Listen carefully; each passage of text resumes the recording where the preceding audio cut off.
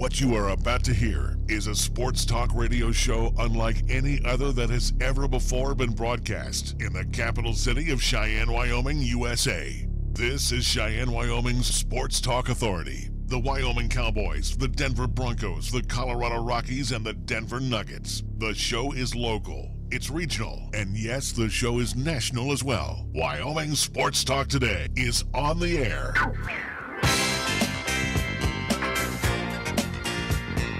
If they're talking sports on the radio in Cheyenne, this is the place it happens. This is Wyoming Sports Talk Today. Good afternoon. Welcome to Wyoming Sports Talk Today, being brought to you by a host of sponsors, including Taco John's of Cheyenne. Because today, Tuesday, is an infamous day here in Cheyenne. Every Tuesday, it's Taco Tuesday. Load up on some delicious tacos, whether it's soft shell or hard shells. You're going to find out Taco Tuesday is one special day from Taco John's in Cheyenne. Jolly Rogers RV Sales and Service still having their hail of a sale on Jayco products especially. RVs, fifth wheels, travel trailers, and again, you're going to find, in addition to the already low prices, more dealing from our friends over at Jolly Rogers RV Sales and Service on Highway 30 here in Cheyenne. Plant Valley Bank, 2 banking locations for you. Check them out today over on the north side on Vandehigh. The east side location at the corner of College and Pershing. Medicap Pharmacy for all your pharmaceutical needs over on Bluegrass Circle right next door to Texas Roadhouse. Kia of Cheyenne, where they're saying adios to the 18 model year. That means huge savings for you right now, so take a test drive today. See my good friends, Greg and A.J. Miller and the entire crew over at Kia of Cheyenne. Let them make you an offer you can't refuse. Chick-fil-A of Cheyenne, at the corner of Windmill and Del Range, serving up 3 squares Monday through Saturday. Yes, you heard right. Breakfast, lunch, and dinner. And thank you to the staff today for Bosses Day, National Bosses Day. They got me a $25 certificate to Chick-fil-A. I guarantee you we'll do some serious damage at Chick-fil-A, corner of Windmill and Del Range, right across from Menards. Like you deserve it. You bet. Boss of what? I tell you to do more than anything. Yeah, but you know what? I tell you where to go, and you will do it. Not at all. Lennox Auto Body, with 2 locations for you. The Auto and Truck Repair Center on Dunn Avenue. The Auto Glass and Detail Center over on Pershing Boulevard. First Tier Bank at 1508 Stillwater Avenue. Open Monday through Friday. Talk to them about their sensational CD rates with great APYs right now. Mondello's Pizzeria across the street, 1507 Stillwater Avenue, where Joe and Caesar and the gang are cooking up, first off, delicious pizza pie. Calzones, Stromboli. They make delicious sandwiches, always on fresh baked bread. I could go there and just eat the bread. That's how delicious it is, and it's always freshly made Monday through Sunday. Mondello's Pizzeria, 1507 Stillwater Avenue in the Greenway Commons. At 1515 Logan Avenue, it's the home for Marv's Plumbing and Heating, which has been the home for many, many years. So get a hold of Marv's and have them come on by and check out the heating units today to make sure they are operating properly for the next cold snap that'll come through. Luckily, not for the next 7 days, so we're in pretty good shape there. Marv's Plumbing and Heating, 1515 Logan Avenue. And we get things underway with our scoreboard, which is being brought to you by Pepsi of Cheyenne. Here's Nick. LCCC in action with men's and women's athlete soccer. Today they were on the road at Gillette. Games got underway earlier today. Unfortunately, do not have scores to pass along as they have not been updated yet. But women got underway at 11 a.m. today, and men got underway just after that game wrapped up, or at least tentative schedule for 1 p.m. So again, hopefully we'll be able to pass along those scores. As for both men and women, it is their final regular season contest up there at Gillette College. As for LCCC women's volleyball, they're here in town in Cheyenne over at the RAC. They will be taking on Eastern Wyoming College. That game will get underway at 7 o'clock today, so go cheer on the Lady Golden Eagles as they are in action over at the RAC coming up later today. NHL action for tonight. You will see the Dallas Stars in New Jersey taking on the Devils at the Prudential Center. The New York Rangers at Madison Square Garden hosting the Colorado Avalanche. That game will get underway at 5 o'clock. You can see that on Altitude TV. Philadelphia Flyers at home at Wells Fargo. He's hosting the Florida Panthers. Vancouver Canucks on the road taking on the Pittsburgh Penguins.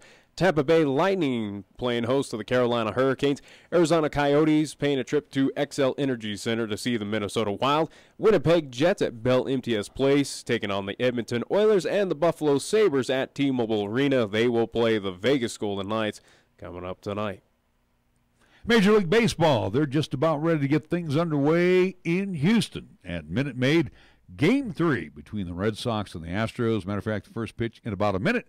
Nathan Eovaldi on the hill for the Boston Red Sox, who's been throwing well against up-and-down Dallas Keuchel, who will toe the rubber for the Astros. That series not up at 1 game apiece. Dodgers and the Brewers, however, now in favor of Milwaukee.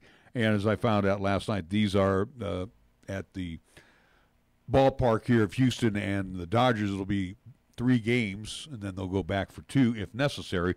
So game 4 at Dodger Stadium again. Brewers and the Dodgers on tap this evening. Gio Gonzalez, who started game 1, if I'm not mistaken, for the Brewers, he'll match up against Rich Hill. So you're telling me you just figured out it's 2-3-2 in the series? It's been like that for quite some time. I thought it was 2-2-1-1-1. I thought it was that way in the championship. I think that's series. in NBA, but again, in MLB, it's been 2-3-2, obviously for travel reasons, and again, with the 2, at least the first contest, that goes to better record. I always thought that was just the World Series only. Anyway, so the next 3 in Houston. It has altered from years ago, right. But that's what it's been for a recent time. And again, the Dodgers now find themselves down 2-1, so a breakthrough game for the Brewers last night as they shut out the Dodgers. Our scoreboard brought to you by Pepsi of Cheyenne. Hi, I'm Alex White, tea master at Pure Leaf. When I make tea, everything I know goes into it. You can't be impatient. When I craft Pure Leaf iced tea, I don't take shortcuts, because I want you to have the same amazing taste of iced tea that I do. So I start with fresh picked tea leaves. Then, after they're delicately dried, I blend and brew them at a lower temperature to draw out their unique aromas. And then I taste and fine-tune the blend for a delicious smooth iced tea. I'd love to have you take a sip right now, but that's one thing we can't do over the radio. But you can experience the same delicious taste of Pure Leaf iced tea anywhere you are. I'm Alex White, Pure Leaf Tea Master. Pure Leaf, our thing is tea. Fat, lazy, and stupid is no way to conduct a sports talk radio show. We've thrown down the gauntlet, upped the stakes, and made it clear that when it comes to sports talk radio in Cheyenne, there's a new player in town. This is Wyoming Sports Talk Today, and it's only here on AM 1480 KRAE.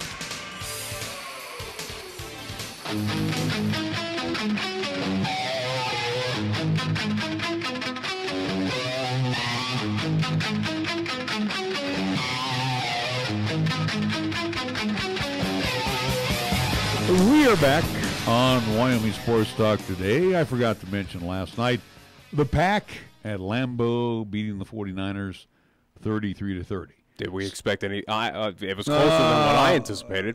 Let's say Aaron Rodgers and the magic of Lambeau Field. I will give them that. So what? Nothing new. The Niners secondary is pretty dumb. That secondary also, too, is, as most of the team is injured, and again, you're seeing a lot of backups play, -1 Richard Sherman, but they're dumb. I guess, but again, it's a team that's still building. That's something they will definitely, hopefully, in the offseason address. That, yeah, again, as I told you going into the season, the question mark would be if it was going to be, again, if every piece stayed healthy, if you had Jimmy G at your QB position. It was a secondary. It's questionable. Again, they did address it with Richard Sherman, again, trying to get him on a veteran presence where he's dealt with some injuries. He was at least time away. Granted, he finally is back, at least out playing, but it is something that has been a issue for the 49ers for quite some time, and clearly it showed last night. But I still think overall the team put on a pretty fantastic effort on the road against a Green Bay team where I didn't even think it was going to be that close. I figured Packers, they should have won probably at least with that 33 at least points, but it would be something where 49ers probably put up 10. But see, the Packers aren't that good. I mean, you got Aaron Rodgers. Well, the 49ers are not that good either. I mean, this is a team that is it's C.J. Beathard played well, except for one pass last night. Other than that, the 49ers offense looked pretty strong. The defense, I mean, they look strong. The end, and again, and again, pitiful. with everything that is happening with the 49ers, yeah, there are a lot of positives of what, again, a lot of good things to take away from last night's contest, or at least what this team is doing so far, trying to come over, at least try to get over the adversity that they are dealing with right now. Again, we're talking a team where it's taken like 2 pages of how long this IR list is for this 49ers team. So, again, it's a complete wash. They're 1-5. Oh, well, you move on. This team's not doing anything this season, at least not now, where, again, you lost a lot of pieces. But there are shining stars. There are some good pieces, at least, to hold going into next season, where hopefully that's where the 49ers be a little aggressive in the offseason like they were this past offseason. And in the draft, they do pretty well. And maybe they have something special. Maybe it's something that can upend the Rams of next season. But for this season, it's a complete wash. And I give them kudos last night, again, to lose by a field goal at the last few seconds, to almost do that on the road in Green Bay, which is a pretty tough place to win at. You gave them a fighting shot where no one expected you to even compete. All right. I have no issue. That's Again, fine. this is A loss is a loss to me. And guess what? The 49ers are going to deal with a lot more losses. Well, you know what? And I'm older than you, and I've been a 49er fan a lot longer than you, and it's just painful to watch that loss last night. Sorry. Again, you have to temper down your expectations now. Again, like me, like any other 49er fan. Once where, again, every once in a while a blind squirrel finds a nut. Good for them, and it's not going to happen. The Niners were winning. Good for them, but this is a team that is not over that hump yet. This is a team that's still trying to come off of the recent terrible seasons where we're talking top 10 draft picks and just utter stupidity coming out of that franchise. Right now, it's a team trying to crawl out of the basement. It's going to have to wait another year, obviously, with what is happening to this team where it has just been plagued by the injury bug. Guess what? The season's a wash. You got to move on and look forward to next season. It's as simple as that. This team is not coming back. It's not going to do anything special. All right, let's move on. I don't want to hear it. Okay. Well, I'm just saying. I don't know what you're complaining about. I'm done. Well, you know what? My expectations were I didn't think they were going to make the playoffs this year. Okay, then guess what? They're really not going to now. Yeah, they're going to get a top draft pick. Hey, Major and League it's Baseball. Not their fault. Here we go. Major League Baseball, top of the first inning, first 2 hitters for the Bo Sox on base against Keuchel. J.D. Martinez at the plate, 2 balls and a strike, no outs. So that's your update for the moment. I'll tell you right now, I don't want play-by-play. So, anyways, I'm pretty damn good at it. I don't really care. Anyways, this is not how that show goes about, but we will have on today's show press conferences from both Wyoming head coach Craig Bohl. He kind of shortened down his press conference for this week, I would think for obvious reasons. You will hear the keyword, at least, again, not to spoil the press conference. Don't but, say anything then. Leave it be. Well, leave it be. Well, I'm just saying it's similar. There's a lot of similarities in his previous conferences. A team that they just saw played well. It's interesting to hear what Craig Bohl has to say. A lot of similarity to what we've been hearing for the past couple of weeks, and kind of the same too for Denver Broncos head coach Vance Joseph, where we will listen to his press conference from yesterday. His explanations, or at least his press conference, kind of what we've been hearing for the past couple of weeks from him as well too. So basically, why are we going to run them then if we already know what they're going to say? Yeah, they have some tidbits in there. Do we still have some I can cancel it now if you're going to be like that. I can just say no. We can talk. Do we have some tickets to give away today too? Yeah. Okay, just want to make sure. Like I said yesterday, and if you check on our social media posts, which you folks should do, I really doubt it. I do check on it. Yeah. Then why would you ask a question like that? I just wanted to make sure that you were on top of it. I've been on top of it. I'm on top of things more than you are. Anyways, if you did not see that, we are giving away tickets coming up to see Wyoming versus Utah State this Saturday, 12:30 kickoff there in Laramie. Again, it is homecoming. What we've been doing, at least we will for the entirety of this week, if you can hear over that cough there. But again, with Wyoming, Utah State, we are giving away a pair of tickets, also to a pair of goodies to go see our friends over at Chick-fil-A at the corner of Delrange and Windmill, and also for one lucky winner, we will be giving away a Summit View lot parking pass on top of that, which I think for today I will make that decision to give away all 3 of those items to one lucky winner that we will choose, again, from our entries on the Facebook side. And if you are not over on the Facebook side yet. Again, go check out Wyoming Sports Talk today at facebook.com/WyoSportsTalk, or it's just simply search Wyoming Sports Talk today. And again, go like and follow that page. And again, all updates regarding the show, contests, giveaways, even fan interaction. If you want to post something or at least notify us about some sports news or information, please let us know on that side. All right. You've been fighting that off for what, a month now, and you still can't get over it? 2.5 weeks. I can't get over this cough. It's in here too. I'm not sick. I feel good at home. How am I not sick then? I feel good at home. Well, maybe you're used to breathing toxic air where you lived at before in Vegas. So here it's Yeah, again, it's recycled air in this building. It's just starting to get to me. Do something about it then. Red Sox 2, Astros nothing. Bottom of the first, no outs. We runner at third base. All right, we're going to take a timeout. When we come back, we will hear the press conference from one UW head coach, Craig Bull, after these words, right here on 1480 KRAE. Due to our stormy season this summer, Jolly Rogers RV Sales and Service is offering you a hail of a deal on a wide variety of travel trailers, including toy haulers. Get up to an additional 50% off MSRP on Jolly Rogers' already low prices. Check out their new and used inventory. Damaged or not, you can still travel in style. Call Jolly Rogers RV Sales and Service today, your exclusive Jayco dealer, at 634-8457. See them at 6102 U.S. Highway 30 or go to jollyrogersrv.com. Fall is in the air, and that means homecoming is here. Cowboy football returns to War Memorial Stadium to host Utah State on Saturday, October 20th at 12:30 p.m. Be sure to arrive early on game day for the homecoming parade, Pepsi pregame zone, and tailgating with family and friends. Get your tickets today at GoWyo.com or call 307-766-7220. First Tier Bank strives to remain competitive and offers some of the best CD rates in the community, as well as area banks and credit unions per Rate Watch reports. How does that make a difference to you? First Tier Bank can assist you in securing some of the best rates on CDs. They have a 16-month CD at an annual percentage yield of 2.33% and a 27-month CD at an APY of 2.74%. First Tier Bank offers the personalized customer service you've grown accustomed to and deserve. Plus, feel confident that your finances are taken care of by a responsible, knowledgeable staff. Call 307-632-3500 and ask for Caitlin or Debbie. Member FDIC, Equal Housing Lender. Every story has a beginning, a middle, and an end, but not necessarily in that order. You decide where you're going and how you'll get there. An unwritten experience awaits. Be bold, be prepared, be inspired. Your story unfolds. Laramie County Community College. Visit lccc.wy.edu to start your story today. Here's the latest weather forecast on 1480 KRAE.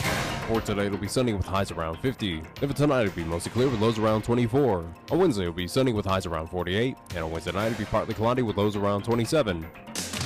We're taking Cheyenne, Wyoming Sports Talk Radio to a whole new level. This is Wyoming Sports Talk Today. Don't look at me. I think these people are completely nuts. Stop this crazy thing! And it's only here on AM 1480 KRAE.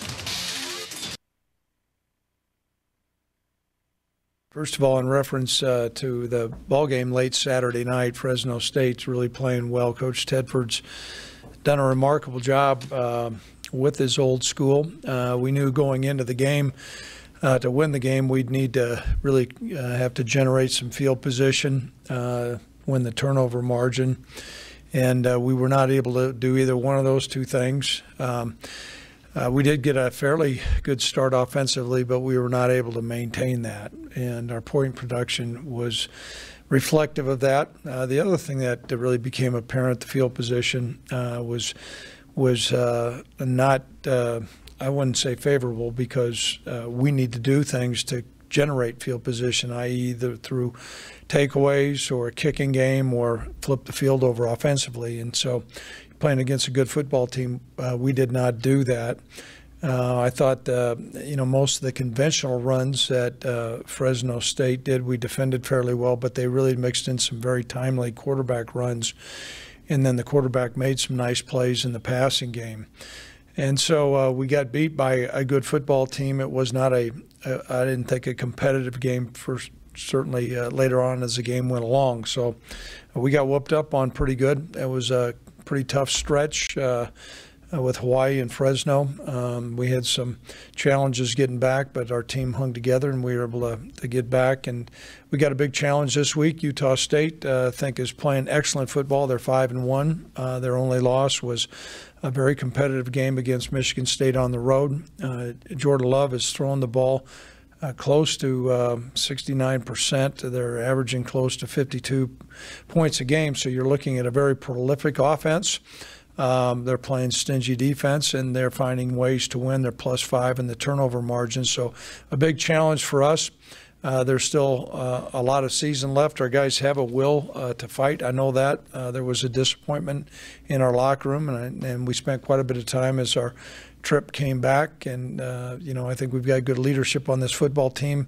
Also, fortunately, I think we're probably as healthy as what we've been. We went through the game without any injuries that I know of. We'll find out a little bit about C.J. Colden as the week goes along here. But from that standpoint, we were able to get through the game without sustaining a significant injury. So at this time, I'll be more than happy to answer any questions anybody might have.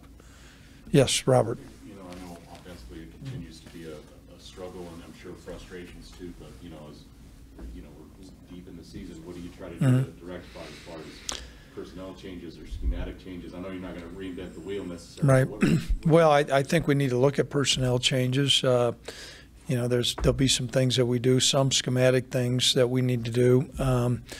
There's times we've run the ball fairly effectively, and then what'll occur is we've got to be more consistent as far as not shooting ourselves in the foot with a timely penalty or something like that, or an untimely penalty. So we're certainly scratching our heads to generate points. It's going to be important.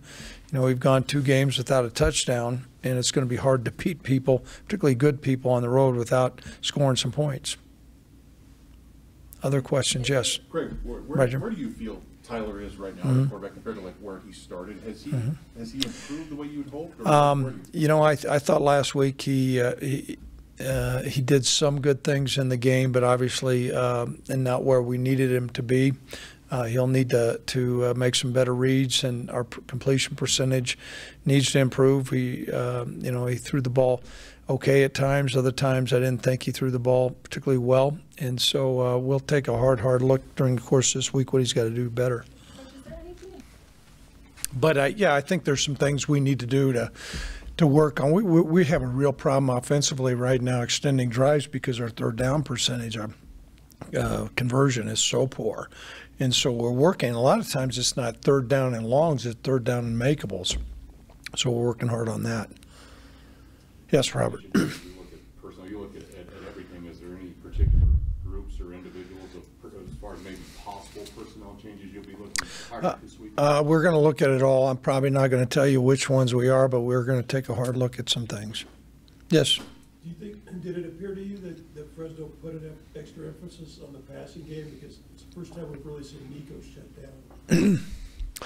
I think Fresno, while you look at their defensive players, they have good players. I wouldn't say a bunch of, standout NFL guys. I just think that they're really well coached and they play hard, and their scheme matches up well against ours. And, we were just having a really, really difficult time.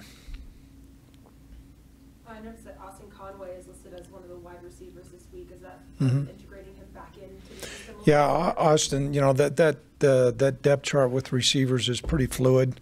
A lot of those guys play, and so we're happy to have Austin out there, though. Yes, Robert. When you look at them, you mentioned they're pretty prolific offensively in Utah State. A lot of the same guys. Is it just maturity, another year? Well, I think Jordan Love has really added a great dimension for them, and he played a little bit against us last year. But he's throwing the ball really well. Their offensive coordinator does a great job dialing up some schemes. They spread the field out, then they tempo you. And that's been a challenge from us from time to time, so we'll need to work hard on that. But I think the biggest thing is their quarterback is playing lights out. And, if you're playing really well at quarterback, you got a shot to be pretty good. Yes? You mentioned how well they played against Michigan State. Are they about as good as you guys have seen? They're certainly one of the better teams, and I think they're playing with a great deal of confidence. We are excited about being back at home. It seems like forever since we've been here, and so we're excited about that. Yes. There's still a lot of fight in this team. Mm-hmm. No one wants to be where No. things are at now. But you get a sense that I'm sure everyone's disappointed, but is morale still good? Is that something a big concern with this group right now? No, you know what? They're a really resilient group, and there is a lot of pride. They certainly did not, and we did not anticipate our record being reflective of where we're at. However, we knew going in and looking at this schedule, it was going to be challenging. But other than overcoming some sleep deprivation from some really tough trips, I think these guys have got a really good attitude. And so, it's always helpful to get back out to work. We'll have a great spirited practice today. Being or becoming bowl eligible, is that something that you're focusing on right now, or are you just going to go on? No, I can tell you right now we're looking at Utah State, and our football team is in no position to try to take a long-range look. We need to take a look at what we got to do to get this win. I think there's some callers on the line. Oh. Yeah, hey Craig, this is Davis. Okay, Davis. Mm-hmm. You guys have had some success in tempo offensively. The 2-minute drive against Wofford, the last drive against Hawaii to get down there, ran out of time. Tyler mentioned last week that he's comfortable with that. He would like to do more tempo.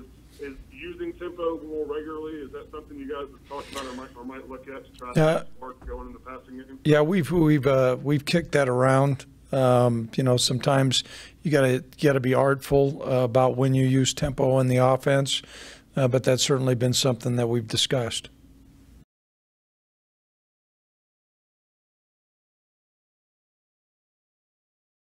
Calls of East, Central, and South football and basketball. You'll hear the conference action along with the postseason, and during the basketball season, 1480 KRAE features both boys and girls games. Catch all the exciting calls on AM 1480 KRAE, also streaming the games worldwide on the web at 1480KRAE.com. Taco John's presents Olay the Day Pep Talks. Okay, good day in the weight room, boys. Remember, we lift weights for strength. For cardio, we lift weights faster. Wachowski, quit looking at your stomach, son. What you're looking for ain't there. If you want a six-pack, the easiest way to get one is at Taco John's. Stop in for a 6-pack and a pound at Taco John's. Get 6 crispy beef tacos and a pound of potato olays, all for $10.99. Let's olay the day and go get one right now. Last one there has to pick up Mrs. Coach from jiu-jitsu class. Olay the day at Taco John's. Feeling that cool Wyoming breeze in the early morning? That means fall is here, and our Wyoming winter is close behind. So now's the time to make sure your furnace is in good repair. And Marv's Plumbing and Heating, 1515 Logan Avenue is the place to go. Marv's trained technicians can inspect, repair, and replace your furnace and boiler and are available 24/7. Freezing temperatures in Wyoming can happen at any time. No one wants to shiver in their own home. Don't get the chills. Stay cozy. Call Marv's Plumbing and Heating at 316-7634 today. You bleed brown and gold? So do we. Wyoming Cowboys football and basketball is always front and center on the show. This is Wyoming Sports Talk Today, and it's here on AM 1480, KRAE.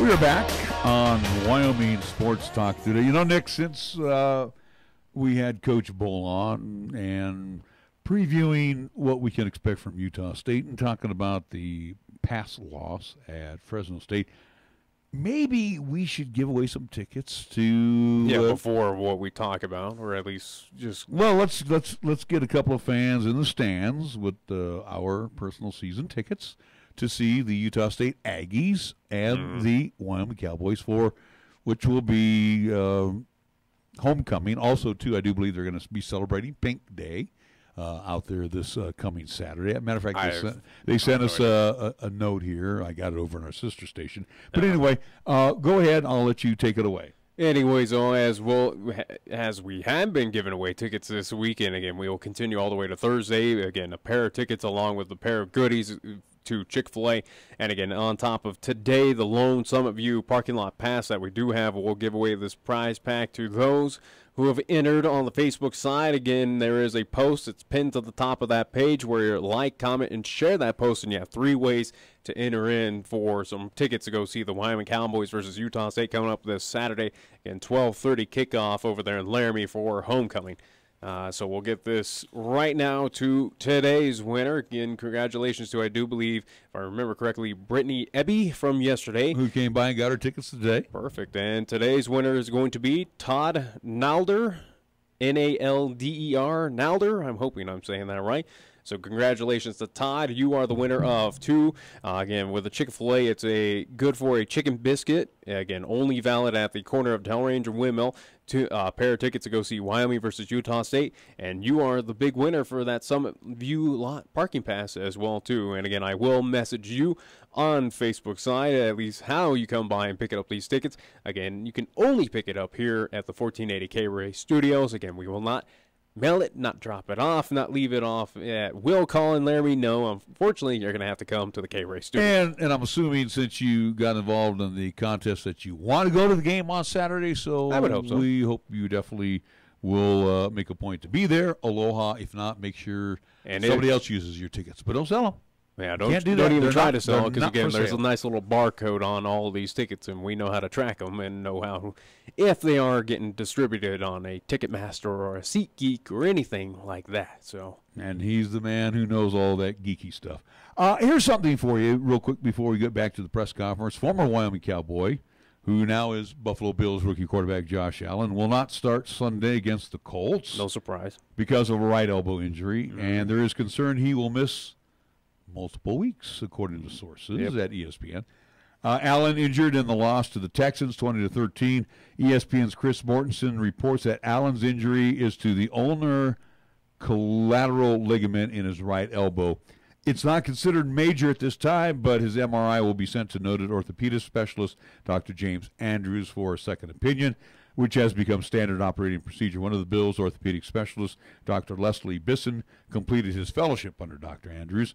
No other specific information has been revealed, but the Bills do not want to rush him back, according to sources, to allow him to properly heal despite his competitive desire to play at less than full strength. And I'm thinking him playing at less than full strength is a hell of a lot better than Nathan Peterman. Oh. At this point in time, the Bills are not doing anything. They're a terrible team, and for Josh Allen, it's almost... Are they that terrible? I didn't think they were that bad against the Texans. Texans have a problem as well, too. If they're a bad team, then they would be competitive in the AFC South. But they don't play in the AFC South, so unfortunately they play in the AFC East. So other than that, though, again, for Josh Allen, it's a big loss for the Bills, but also, too, probably best for him to at least not get any more just kind of obliterated on that football field as he is with that just awful offensive line that he has to play under there in Buffalo. So big loss for the Bills, but I think probably for the best for Josh Allen to kind of sit things out and just wait because, again, this team is not doing anything special this season as of so far. Also, 2 other news and notes, at least out of the University of Wyoming. I do want to say congrats to the men's cross-country team as we talked with them, or at least head coach, earlier in the season as they were getting ready for a meet here in Cheyenne over at Little America. But they have been winning a few meets, and it's gotten the attention across the nation as they are now ranking number 13 in the latest USTFCCCA coaches poll. And you can only imagine what that all stands for. The United States Track and Field Cross Country Coaches Association. Again, 8-letter anagram for that one. But again, they are ranked number 13th in the country. So congratulations to the men's cross country team as they are making strides so far this season. And do we want to get on to the press conference, recap that, or go into basketball? No, we'll save basketball here. We can go back and do the recap of Coach Bull's press conference. I'll let you take the lead there, pal. Go ahead. Goody for me. Again, basically, what I got out of that press conference is the same old of what we gotten from the past few press conferences of, hey, Fresno State, guess what? There's that key word. They played well. They played well like every other team, but for whatever reason, Wyoming can't play well. And Craig Bull, at least it was very interesting that he addressed it, and something that is, again, something that's going to be at least hanging over his head, and something that we've been discussing at least now moving forward to this matchup this weekend against Utah State. This is a Utah State team again. The one lone loss was on the road against Michigan State, a ranked Michigan State team, and this is a team that is not afraid to put points on the board, and also, too, not one of the top defenses in the Mountain West, but it's pretty close up to the top. It's a stingy defense where, for the at least for the Wyoming Cowboys offense, that struggles to even put on points on the board as is against the likes of a Wofford or whoever else. New Mexico State. I'm just saying, again, they've struggled as they are, again, they are second to last. The only team worse than them in the offensive ranking right now, again, of where they're 129th and 130th, that other team is Rutgers. It's Rutgers, then Wyoming as the two worst, at least offensive. I got it all brought up here. Oh, by the way, the spread, still 15.5 points. I still think it's low. I really do. I agree. I really do. Again, a team that is averaging 50 points, the Cowboys who average 14. Again, if I would absolutely take that points. And again, we'll have that part of our picks coming up on Thursday, but at this point in time, you already know where I'm going on that. Yeah, I'll take that 15.5 for Utah State because I think it should be a lot larger than that. I think this at least a point spread, to be fair, and in my opinion of what is going to be the outcome of this contest, I would say at least minimum 30 points. 30 points, I would think, is what Utah State should be. Well, they're outscoring the Cowboys by 36 right now. Yeah. So here's the stats. Here, as they say, the tail of the tape. So Utah State through 6 games is averaging 51.7 points, almost 52 points a game. All right. The Cowboys, 15. Right. 15, yeah. Points allowed per game, Utah State gives up less than the Cowboys. They give up 24 points a game. Yeah. Cowboys give up about 26 points a game. Total offense. You ready for this one? You're playing Utah State. Get ready to pick them up, put them down. Oh, yeah. 478.7 yards per game. Cowboys, 282. Woohoo. So, and they pass 288. They rush almost for 200 yards. Yeah. Cowboys, 143.7 in the air, and on the ground, 138.6. At least we're balanced. Yeah, good. Yeah. Oy vey. This Saturday, if Wyoming pulls off the victory, or at least, and again, I'll say the huge upset, because that's what it's going to be. I would be absolutely shocked. I would be absolutely shocked if if it comes down to where Utah State wins by a touchdown. I'll even say 2 touchdowns. If they win by less, at least around that or less than that, I would be absolutely shocked. This is a game. This is a contest where, again, I think what it should be, in honest opinion, a point spread, and what the end result is probably going to be, just seeing how both teams have been playing. And again, nothing against this Wyoming defense, but Utah State can find open holes. They've been doing it against at least great teams here in the NCAA and throughout the Mountain West.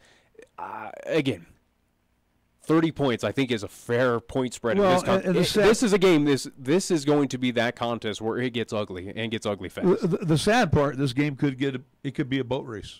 There's no doubt about it. Here's the defensive side. Utah State gives up some yards because they give up a lot of garbage yards late in the game when they're way ahead. So they give up 366 yards, 209 passing, 157 rushing. The Cowboys give up 375 total in the game, about 245 in the air. I will give the Cowboys this. They're hard to run against. You only get 130 yards rushing. So, that's one positive. So Utah State will, again, they average 200 yards rushing, so we'll see how well the Cowboys match up there. But look at the scores. I mean, here's the telling of the tape. They beat UNLV 59-28 last weekend.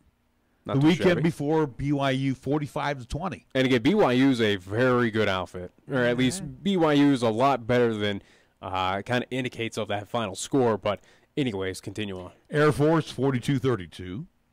Yeah, that's a good old-fashioned. I do believe that was a Thursday night, just shootout, which is not an excuse. Well, but that's just kind of that classic Mountain West, just back and forth, just high offensive, just octane. But I think this is Tennessee. Chattanooga was 73-12. Yeah, no surprise there. And then New Mexico State was 60-13.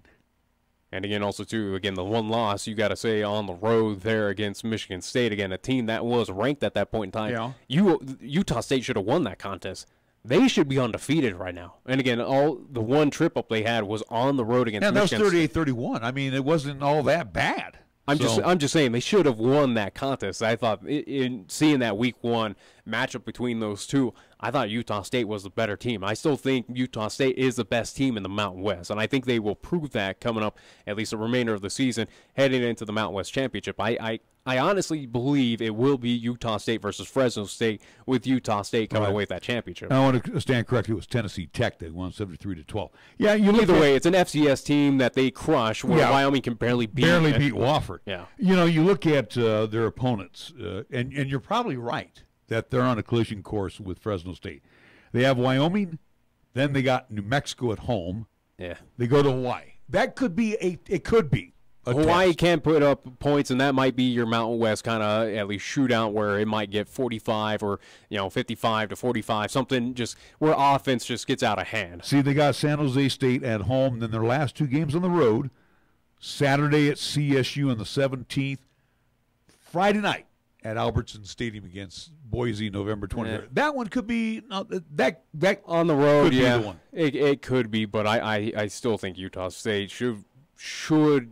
I'm not gonna take care of business. I'm not gonna say they're gonna cruise throughout the rest of the Mountain West, but it's going to be. They might be tested against Boise State. I think they will. I don't anticipate that they'll put up 50 points against the Bronx there on the road, especially on a short week.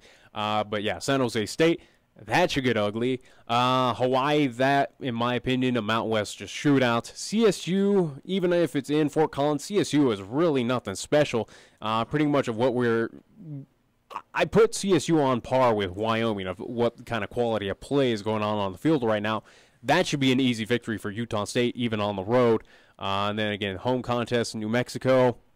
I look give them a slight fit, but nothing too hard. I look at this spread right now, and again, 15.5 points. This is stupid money. You bet on Utah State. Yeah. I mean, this is stupid money. I know on any given Saturday things can change, but let's be real. And it is a rivalry as well, too. And again, I mean, they are outscoring the Pokes by 35, 36 points a game. Mm-hmm. And the spread is 15. I don't know. I think Vegas, and if they are trying to generate some money on Utah State, they're going to get a pile of it.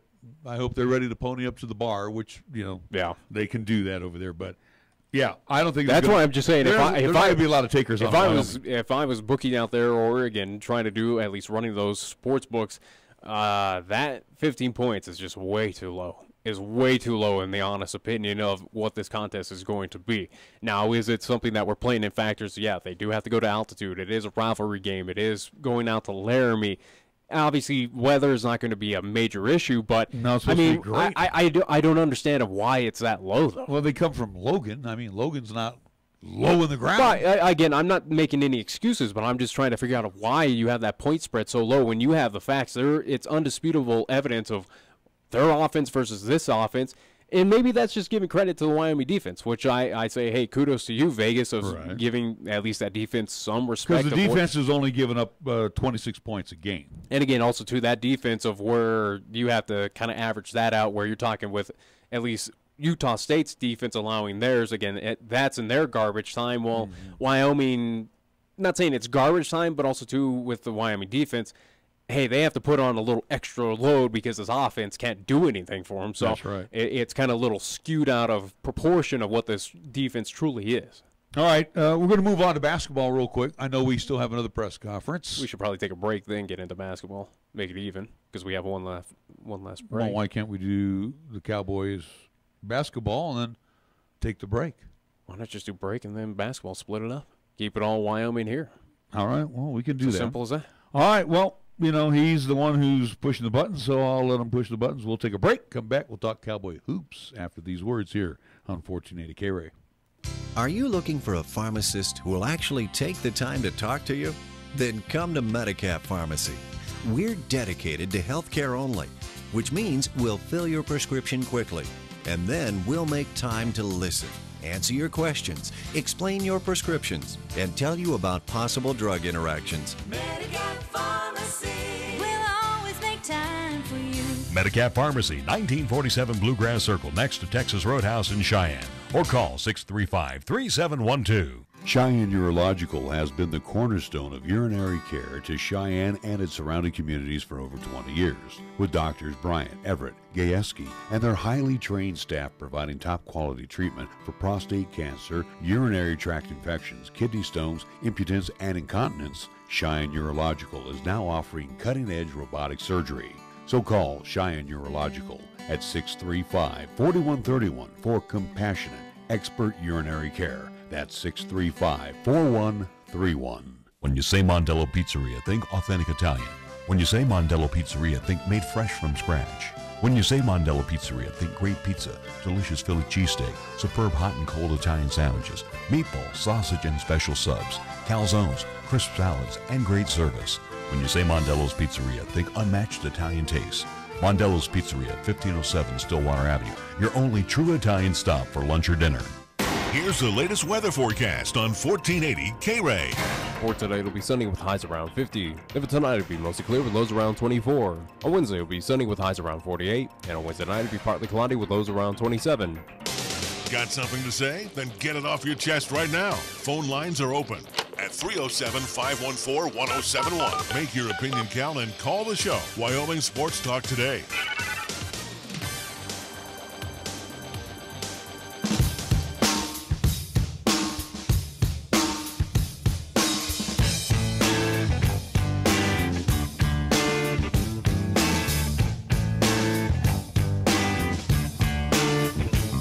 We are back on Wyoming Sports Talk today. Well, they had the basketball meetings in Las Vegas. As they do for any other. Well, they do for football and for basketball. Yeah. So the University of Wyoming men's basketball team has been tabbed to finish 7th. And read into preseason polls, obviously, again, where Wyoming Cowboy football was pegged to be number 2. Hey, so... But I think at least in this... I think this one's pretty close. I think this is fair. Fair assessment for the Wyoming Cowboys, at least basketball men's team. Again, 7th, at least overall in the Mountain West, with Nevada being number 1. Yeah, Nevada, they should probably go near perfect this season. Nothing shows that they're going to slow down. I would it's a team that's anticipated to be at the top 5 ranked team. I would think they're going to be at least an Elite 8 coming up in tournament time. Maybe. No, I think, I mean, again. Mountain West does have teams, or at least when you have those upper echelon teams, they do struggle to get at least advancing. Well, but here, if the Wolfpack doesn't read their press clippings. And I'm not even looking towards the NCAA tournament. Nevada should be a for sure lock there, unless barring major injuries, which again could happen. Again, it is athletic play, and it could happen. But again, barring that, Nevada should easily go. I don't want to say undefeated, but they should. They could run the table. It's a team in my anticipation should win 30 games. Well, you got the twins, you got Caleb and Cody Martin, then you have Jordan Caroline. I mean, these three are tabbed to be first team all conference already. That's how much respect they're looking to go, at least pretty high in the NBA draft as well. Everybody has a lot of respect for Nevada. Justin James getting a little love. So he's tabbed to be on the all-conference team, and then Deshaun Taylor from Fresno State. But it's so weird when they do stuff like that of saying, we anticipate you to get there. I mean, Justin James is going to be for his third season with the Cowboys. It's weird that they do stuff like that of going, we anticipate it. It's like it doesn't mean a whole lot until, all right, now you're on it. But, again, same with the preseason polls. How much you read into it clearly, again, it's stuff for the locker room, and all that wonderful stuff. I get that, but I think out of what they did for men's basketball for the Mountain West, I think overall, looking down that entire list, I think it's a fair assessment. Again, Wyoming, middle of the pack, 7th, going in maybe a little bit higher than what I think, but I still think it's on par. I think it's a fair assessment where this team – it's not going postseason. It's not an NIT team. I don't think they're going back to CIT, CBI, anything like that. I think it's for the Cowboys. In my estimation, and especially looking at that schedule and what this team has gone through in the off season, for the Cowboys, if we had to make an assessment right now, or at least prediction for the season, I think it's about a 500 team. Around 500. Well, that's a safe prediction. Here's the problem with the Cowboys. You know, aside from Justin James and you know, like Hunter Thompson, who will come off the redshirt freshman list, you got a lot of new kids, okay, from prep schools. Well, and you had to get a lot of new kids because, again, in the offseason, not to use the word defections as you did in the interview with Edwards, but, again, there were a lot of pieces that did leave this program in the offseason. For, you know, one reason or another. But the point is, you have these young men that are coming in, and they are good scorers. But we don't know how they are defensively. Yeah. And everybody that shows you a game tape is showing you that they can steal, they can, you know, slam dunk it, they can hit from three-point land. We don't know how they are defensively. So this is a team that has to learn Allen Edwards' way of basketball. Yeah. And this is going to be a maturation process. I would think even through the course of the Mountain West Conference season. If you had to say, or at least put a key word on this season, it is a little bit of a rebuild, even though you do have some experience with it is a rebuild. I'm just saying you do have some experience that could hopefully lift you up of a Justin James, but how much can he do of the heavy lifting? We don't know, and only time will tell. But Josh Adams 2 years ago, you can't carry the team on your shoulders. Yeah, that's true too. And you're not going to win it. Yeah, and again, looking through the schedule, a few at least notable contests, again, on the road at Oregon State. Again, a Pac-12 opponent on the road. That's going to be tough. Boston College, as they'll at least compete the Cowboys in the Fort Myers tip-off. So they will see the likes of Boston College and also to Loyola Chicago. Again, a team that did make it to the Final Four. Taking a look at a few other non-conference, at least, opponents. University of Northern Colorado. The Bears, they're a pretty good outfit in the Big Sky. They're expected to do good things again. Absolutely. University of South Carolina, even though they have to come up here to Laramie, because, again, also, too, going back to that Northern Colorado team, they beat the Cowboys last year as well, too, here in Laramie. So you'll see Denver, the Pioneers. Let's see the Sun Bowl Invitation, which will see the matchups of UTEP, or at least Norfolk State, East Tennessee State. We'll see about that one. And then also, too, a few others. Dixie State University that will come to Laramie. So, again, a lot of home contests for the Cowboys as they experienced last season. But, again, a little higher up, at least play, a little elevated competition coming out again, where you're seeing South Carolina come in. Again, Northern Colorado, that's going to be a fit as they were last season. In my estimation with this team, it is a little bit of rebuild. It's going to take – this season is not going to be – it's not going to be the season for Coach Allen Edwards and that team. Again, I think at best they're a 500 team. If that. You know, and here's the deal, too, with Nevada. I look at – they received 18 out of the 19 first-place votes. With Nevada, and there's a lot of hype on the Wolfpack this year. Yeah, rightfully and so. I haven't seen the hype since Rick Majerus' Utah Utes many years ago. Of course, the Wyoming Cowboys, you go back to the Fennis Dembo, Eric Lechner years, where they had they were all seniors under Benny Dees after going to the Sweet 16 year. There was a lot of hype on them. I think, and then you go to football where Boise State ended up going to with the Fiesta Bowl. I think with Nevada, again with the Wolfpack, I think they run the table in the Mountain West. I'm not going to say they can't. Let me finish. They probably get tripped up in one game. I don't believe they will. I believe this team, and you said, because again, this is a Nevada team that did get tripped up in Laramie last season, again, where they were ranked as well too at that point in time. Again, this is an improved Nevada team from last year, and they're older. I think there's going to be one of those trap games coming out, at least through the Mountain West, where maybe kind of like a Gonzaga going through the West Coast Conference. Hey, here's Portland State, and they trip up the Zags or something like that. I think Nevada runs into a team like that of, oh, hey, here's San Jose State on the road there in San Jose. Hey, we played down to their competition, we lost. I think there's going to be one. Yes, they could go absolutely undefeated in the Mountain West, but what I anticipate for the Wolfpack is they don't go perfect this season. They get tripped up maybe one or two times. Well, either way, the Wolfpack, again, I have them already into the Elite Eight, minimum into the Elite Eight. Well, I think that's perfect expectation. But I think the key word you said is injuries. They got to stay healthy. I got to remember last year. Remember last year with the Wolfpack, they only had 8 bodies. Yeah, when they came to Laramie as well. I mean, they had 8 physical bodies, And look what they did. I mean, they played with 8 bodies for, about 3-4 weeks? Yeah, and again, competed with Wyoming, where that contest did go to overtime here in Laramie, but eventually the Cowboys did come away with the, at least, upset against the Wolfpack. But, yes, at that point in time, during that run through, I think it was like February or something, yeah, they were very injured, but still putting on a good fight. They were still competitive, even down a few key players. If they run into that this season,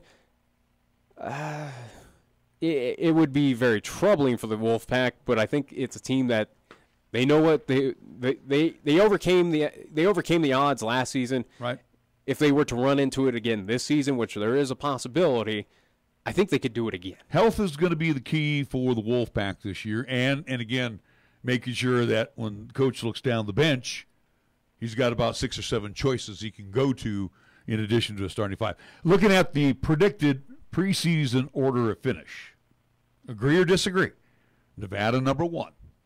Yeah, that's fine. San Diego State always up there near the top. That's fair. Number 2. They got the one remaining first place vote. It's odd seeing San Diego State back up there because, again, we were talking about the Aztecs last season where they kind of fell off the map, and interesting to see that they kind of rebuilt themselves where they're getting this respect. Will it translate this season?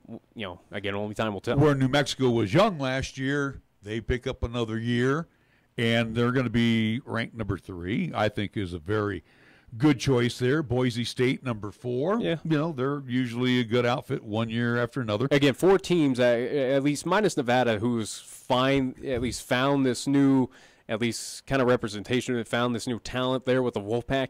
Again, a lot of teams you hear often. New Mexico, right. San Diego State, Boise State, these teams that they kind of go through that rebuilding process, but it's more so of that they just reload every year. Fresno State and UNLV. Again, UNLV, young last year. UNLV is trying to crawl their way out. It's a very slow process, but they are doing it from, again, years ago, or at least where UNLV was a complete joke. Now they're trying to get back into that respect of, at least get back and get some respect as much as they've been dealing with recent turmoil. So I gave you the top 6. So number 7 is Wyoming. Number 8, Colorado State. Number 9, Utah State. Number 10, the Air Force.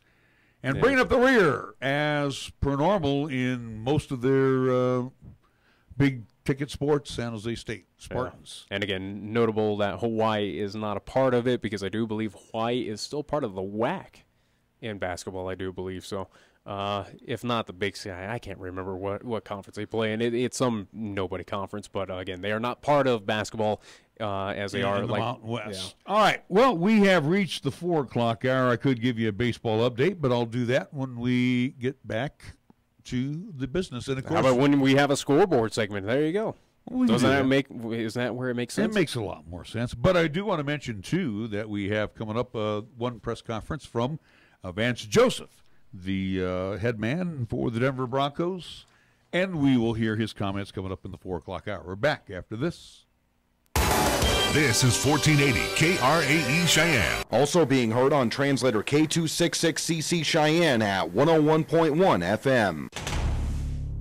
What you are about to hear is a sports talk radio show unlike any other that has ever before been broadcast in the capital city of Cheyenne, Wyoming, USA. This is Cheyenne, Wyoming's Sports Talk Authority. The Wyoming Cowboys, the Denver Broncos, the Colorado Rockies, and the Denver Nuggets. The show is local, it's regional, and yes, the show is national as well. Wyoming Sports Talk Today is on the air.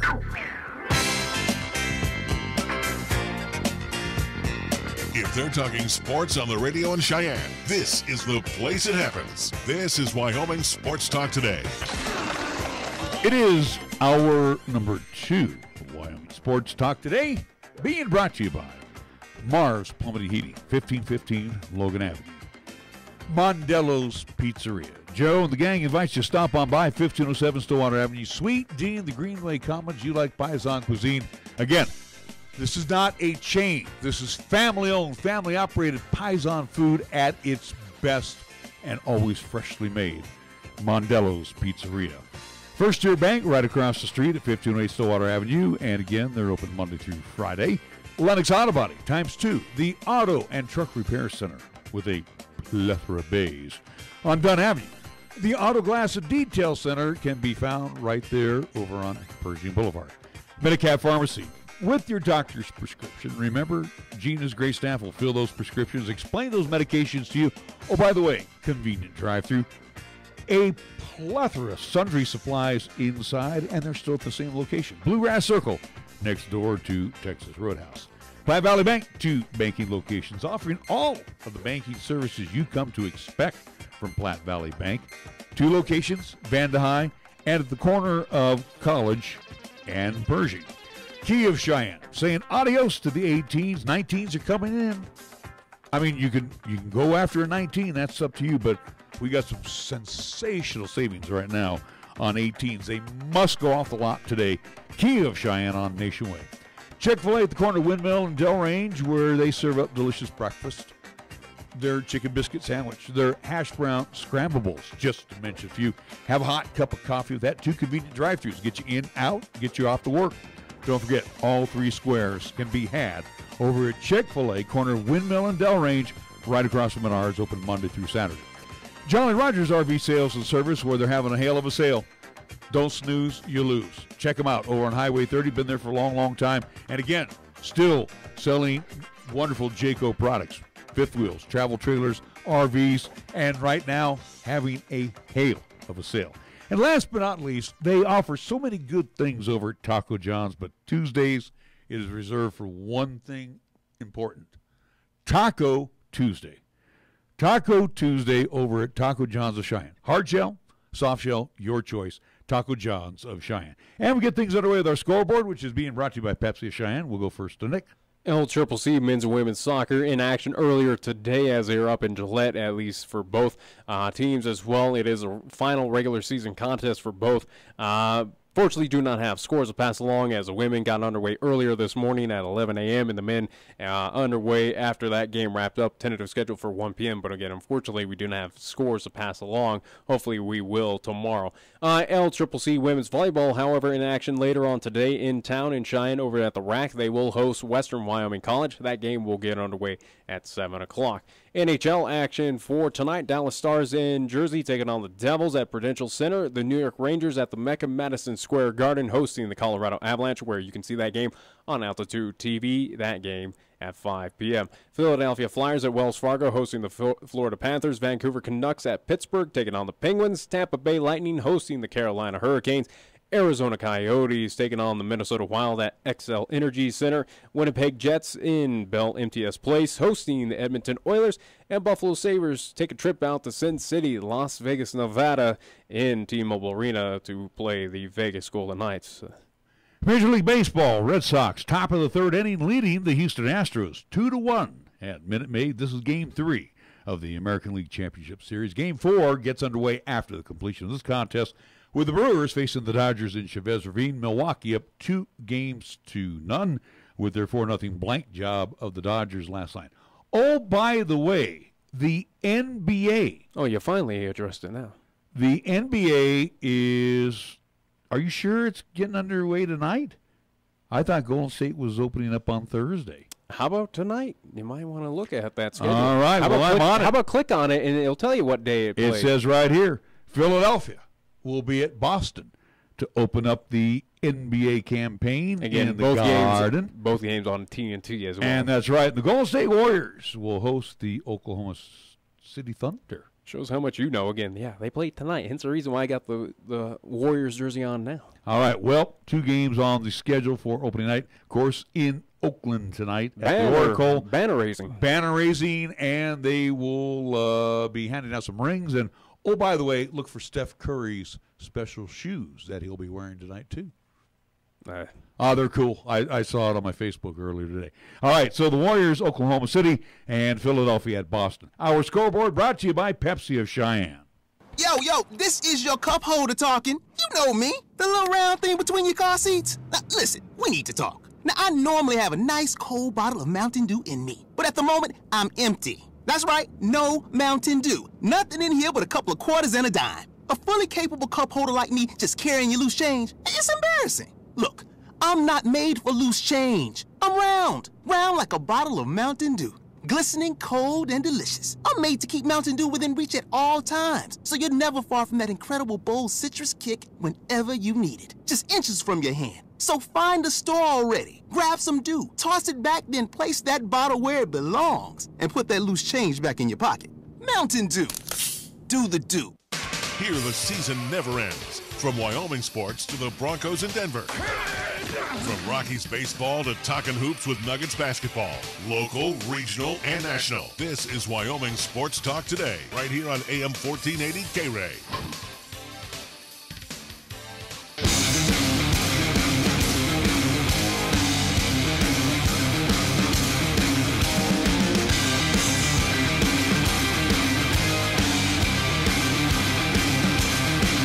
Well, we had the first hour, which ended up going the distance with the Wyoming Cowboys and getting a little bit of this, a little bit of that involved, including the press conference with one Craig Bull.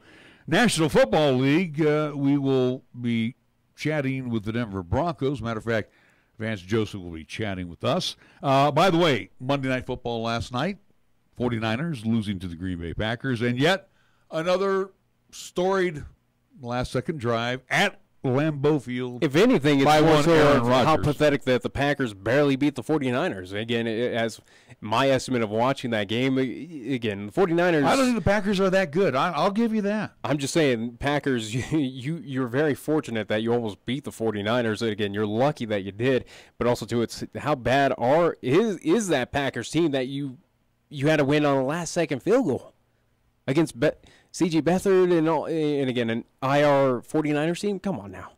Well, you look back last week, the Packers should really only have one loss this year. Mason Crosby against Detroit stunk. I mean, and again, kickers have that one off day. But, I mean, throughout his career, he's been great with Green Bay. And, of course, last night he would find his mojo against the 49ers. Anyways. But, again, Aaron Rodgers, what can you say about the cat? The guy's good. We know that, but again, the team in general, though, you barely beat the 49ers on a last-second field goal. That team has more problems than at least what we see. But the next month for the Packers, we'll see how good they really are. They got the bye week, and that's good because Rodgers been kind of limping around with a banged-up knee, so he gets a week off, and then they get ready. But they got a month of just tough football teams coming up. Anyway, so the Packers last night in, Aaron Rodgers tradition coming back and beating the 49ers, who I thought C.J. Beathard played very well. One bad pass all night long. I do like the Goodwin kid. Gosh, he is just a sprinter. That's why they picked him up. Yeah, and he's got good hands, too. He's got very soft hands. 2 TDs. But, the secondary last night just kind of went. And again, they went dumb. It's nothing new. But the last 8 minutes, they went dumb. Yeah, but it's something that you should be accustomed to with this 49ers team. Again, they try to address it in the offseason. I don't want to be accustomed to it, Nick. I want them to win, for gosh sakes. They're not that bad. They're proving right now they've been competitive in most games. They're competitive now, even with, again, not majority of their starting, at least who was projected starters at the beginning of the season, is not even a part of this team. So, yeah, again, it's a team that's competitive where if you had full pieces, if you had Jimmy G out there, yes, this is a team I still would have believed could make it as a wild card, at least, team. They're not doing anything special this season, but if anything, going and looking forward to next season, because that's all we got to do at this point in time, is there's positive notes heading into next season. If this is what we are seeing out of them right now, that they're competitive on every level against a Packers team on the road. They were competitive against Minnesota. They were competitive against Kansas City.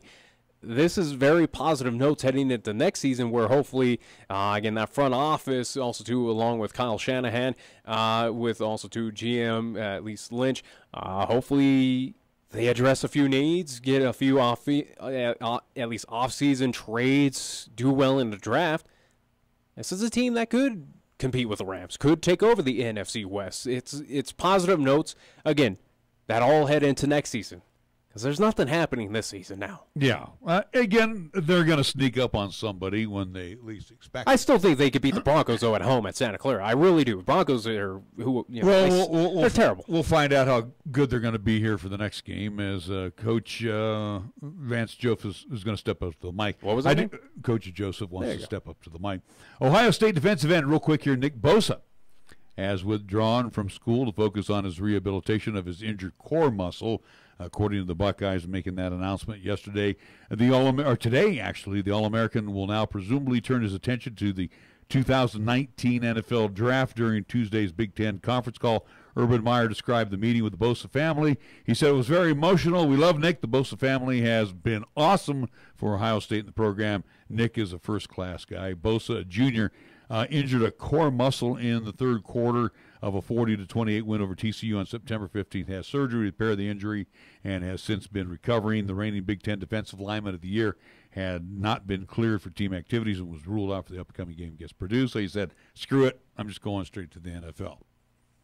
Good on him, I guess. Hey, Brother Joey's already making a big name for himself, but he's also been banged up through some of his career with the San Diego Chargers as well. I mean, again, it makes sense. Why run even more injury? At least try to aggravate it even more. So, yeah. Might as well heal up and get ready for the draft. I would assume he's talking with personnel or at least, someone who's going to represent him or something of saying, hey, this is probably your best course of action. He's already on somebody's radar, so, yeah. So might as well sit out and just, deal with it. As much as, probably there's a part of him, and especially how good this Ohio State team is going to be where potentially they could be national champions if they could up in Alabama or whoever. You still want to compete for something like that, but is it better to look at least on the short term, focus on this season, or say, yeah, let's heal up and then make good money and get draft pretty high in the NFL? Well, and here's the deal too. You take it for what it's worth. Because he's not getting paid at Ohio State, or maybe he is. I don't know. But anyway, Nick Bosa right now, take it for what it's worth, is the number one prospect on Mel Kiper Jr.'s latest big board rankings of top players for the 2019 Burn it. Just draft. Burn it. Who cares? We got to take a timeout. Vance Joseph up next right here on 1480 KRAE. Due to our stormy season this summer, Jolly Rogers RV Sales and Service is offering you a hail of a deal on a wide variety of travel trailers, including toy haulers. Get up to an additional 50% off MSRP on Jolly Rogers' already low prices. Check out their new and used inventory. Damaged or not, you can still travel in style. Call Jolly Rogers RV Sales and Service today, your exclusive Jayco dealer at 634-8457. See them at 6102 U.S. Highway 30 or go to jollyrogersrv.com. Totally transformed. The new 2019 Kia Soul has an eye-catching exterior with an interior to match. I'm A.J. Miller for Kia of Cheyenne. The new 2019 Kia Soul has more to choose from, like available cool ventilated seats or heated seats for winter comfort. Kia Soul also has available technology like UVO, voice command navigation, automatic temperature control, and smart key with push-button start. Come by and compare Kia Soul today at Kia of Cheyenne or go to KiaofCheyenne.com and we'll make it easy. You can see it all around Wyoming, what John Barrasso is accomplishing for our state. John fought hard for the biggest tax cuts in a generation, and he delivered. Tax cuts that mean Wyoming families are keeping more of their hard-earned money. John made strengthening Wyoming's water infrastructure a top priority with legislation that will reduce the threat of devastating floods, increase critical water storage, and finish, fix, or replace the irrigation projects our farmers and ranchers use to feed America and the world. And when Congress stole mining royalties from the people of Wyoming, John led our delegation to take back the hundreds of millions of dollars we were owed. Money that helps fund important Wyoming priorities and our communities. John Barrasso, real accomplishments for all of Wyoming. I'm John Barrasso, and I approve this message. Paid for by friends of John Barrasso, BarrassoForWyoming.com. The next time you have a craving for authentic Mexican cuisine, visit Hacienda Guadalajara at 317 East Lincoln Way. Locally owned and operated, they serve their dishes with family tried and true recipes with the freshest of ingredients, made to order. Start off your meal with their complimentary chips, salsa, and bean dip. And if you're feeling adventurous, enjoy your favorite margarita or cerveza. Hacienda Guadalajara, where the spice is always nice. Here's the latest weather forecast on 1480 KRAE. For today, it'll be sunny with highs around 50. If tonight, it'll be mostly clear with lows around 24. On Wednesday, it'll be sunny with highs around 48. And on Wednesday night, it'll be partly cloudy with lows around 27. Tired of lazy and predictable sports talk radio? We know you are. This is Cheyenne's new sports radio home. It's Wyoming Sports Talk Today, and it's right here on AM 1480 KRAE.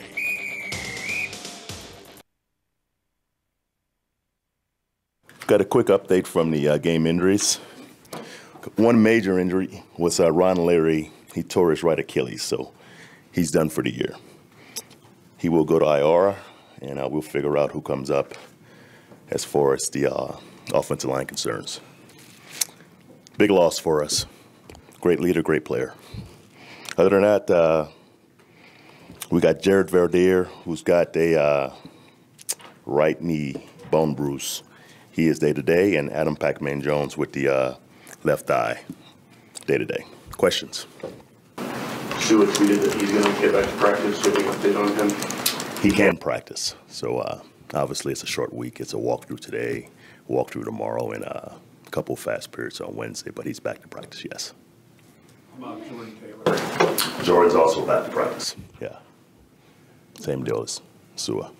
You mentioned Larry with his veteran presence. How big of a loss is that? That's a huge loss for us, you know, from a leadership perspective. From a player perspective, it's a huge loss. But, you know, we have great depth, you know, in that room, obviously with McGovern and Max Garcia being the starters now, and Sam Jones dressing on game day. So we'll see how that works out. But I feel good about that room. I do. When you went back and looked at the tape from yesterday's game, are you able to pinpoint anything with what's going on in the run defense the last couple weeks? Our run defense, Nikki, in our nickel package, you know, have not been good at all. You know, versus the base stuff, it's been okay, but versus the 3 wide, 1 tight, 1 back stuff, it's been bad the last 2 weeks, and it's really about fits. It's about tackling. You know, it's about calls. It's all those things, you know, and it hasn't been good. You know, it's got to get better quickly. So the notion that you kind of played that game, your strategy was kind of take away the pass from Goff and the 3 receivers and not let Gurley run for 200. Right, you pick your poison. Obviously, Mike, that offense was explosive, and they've scored their points through the passing game. You know, so I thought our plan, you know, helped to contain the passing game. But by no means our plan was to let Gurley rush for 200 yards. That wasn't the plan, you know. And again, when you're playing more shell coverage to take care of the pass game, you're going to be a little vulnerable to the run game. But fitting it and tackling, that's no excuse, you know. So that being said, that was the plan. But inside of that plan was also to contain the run game, and we didn't do that. Are you lacking speed? Are you lacking strength? Are you lacking? I wouldn't say that. You know, I think you know, stopping a run game is a mindset. You know, I mean, you can't go out there and not have your mind to defend the run. You know, that's half the battle, Mike. You know, it's a mindset. So we have to get back to getting off blocks, you know, fitting the run game, and having tough downs and, you know, winning tough downs. That's the bottom line. John, on 760 saying that you guys need to play like you're fighting for your lives this week. Does it feel like that from, I guess, your perspective, the team's perspective at 2 and 4? Absolutely. You know, we've lost 4 games in a row, and you know, everyone's fighting for their lives, and that's the way we have to play each game we play. And in this league, if you're not desperate, Troy, you don't win. You know, so that doesn't change anything, you know, from week to week for us. Every week we feel like we're desperate, you know, to win a football game. So that won't change. A lot of things to help Garrett Bowles make a jump in year 2 this year. Why do you think he hasn't shown that growth and he continues to get the penalties? Well, I thought Garrett Bowles' penalty was a bad call. I thought it was a bad call. Okay, the kid flopped on him. It's plain as day. So he is getting better. He's being coached. He wants to get better, but his call was a bad call. How about the previous ones? I mean, the previous ones wasn't. Okay, but listen, he's fighting for his life every Sunday. Okay, he's blocking the best guys in the league as far as the rushers. And sometimes you grab a guy, you pull a guy, but with experience, he will play cleaner. But the call Sunday was a bad call. That's all I can say about that.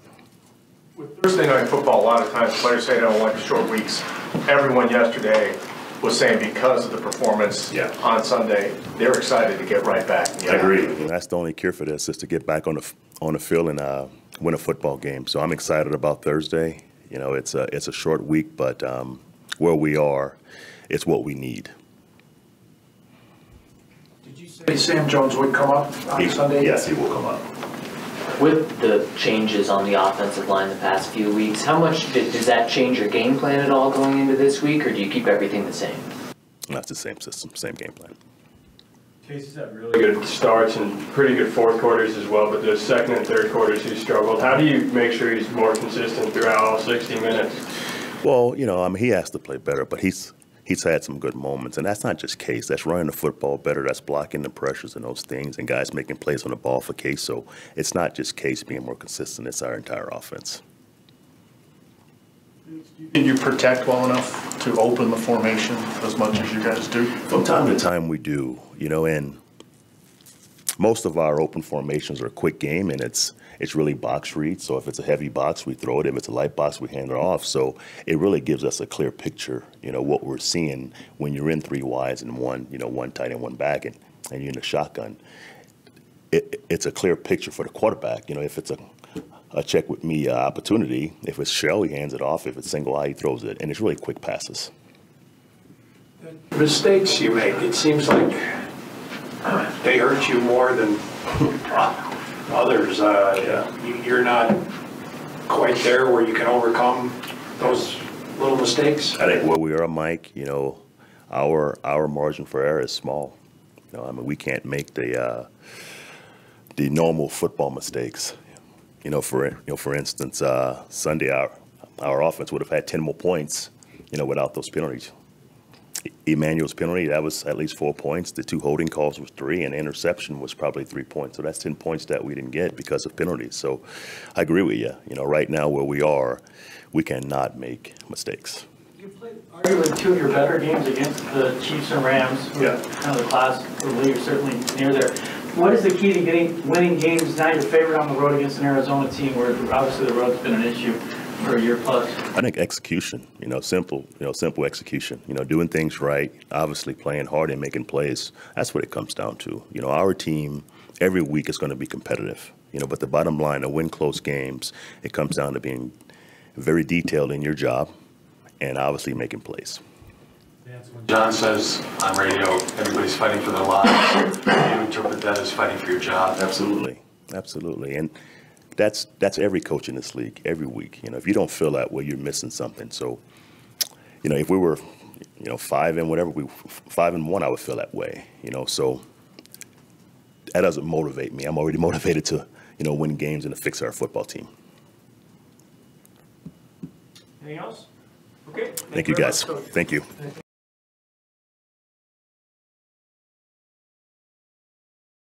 Wachowski put that hit on our own mascot? Solid work, son. Okay, Friday was for football, but Tuesday is for tacos. Taco Tuesday at Taco John's. It's a sacred holiday where we eat tacos repeatedly until I get full. Save big every Taco Tuesday with crispy beef tacos for just 99 cents. Get some rest, boys, because come Taco Tuesday, we olay the day. Olay the day at Taco John's. Riverbend Nursery and Stone Company invites you to join them and many others for the second annual Fall Halloween Festival Farmers and Crafters Market. It's Saturday, October 20th from 10 a.m. till 4 p.m. The entry fee is only $5 per carload, so load up the family. Enjoy a full day of fun, including hay rides, crafts for kids, face painting and tattoos, balloons. So make sure the kids wear their costumes to this event as well. You can also pick out your favorite pumpkin and buy strong corn stalks. Plus, inside you'll find fall and Halloween gift items. Most importantly, visit the many vendors and crafters and check out everything that they'll have to offer. Hungry? Don't worry about that. Riverbend will have plenty of food trucks available to suffice the heartiest of appetites. We'll see you Saturday, October 20th at family-owned and operated Riverbend Nursery and Stone Company for the second annual Fall Halloween Festival Farmers and Crafters Market on North Yellowstone Road in Cheyenne. For more information, please call 638-0147. There are a lot of things that can go wrong with your vehicle, and most of it is a minor problem. And John at Shine Auto Repair and Service knows the right way to get you back on track. So with temperatures heading south, now's the perfect time to winterize your car or truck. This can be done with a simple oil change, maybe a tune-up, checking the thermostat, brakes, and shocks. It's the little and important repairs that Cars has performed on all makes of vehicles now for over 25 years to keep you motoring along in any season. For an appointment, call 632-0498 or stop on by at 604 West Lincoln Way. Shine Auto Repair and Service, open Monday through Friday. Hop into the KRAE Time Machine each Monday through Thursday for the golden age of radio, featuring famous radio classics such as Jack Armstrong and Suspense Theater, along with pioneers in the entertainment industry like Bob Hope and Abbott and Costello, along with many other performers who've captured our ears many, many years ago. Join us for the golden age of radio Monday through Thursday, 8 until 10 p.m. on 1480 KRAE, also 101.1 FM, and you can also stream all of our programming on 1480krae.com. When it comes to sports talk in Cheyenne, it's a whole new ballgame. Let's play ball! You're listening to Wyoming Sports Talk today, and it's only here on AM 1480 KRAE.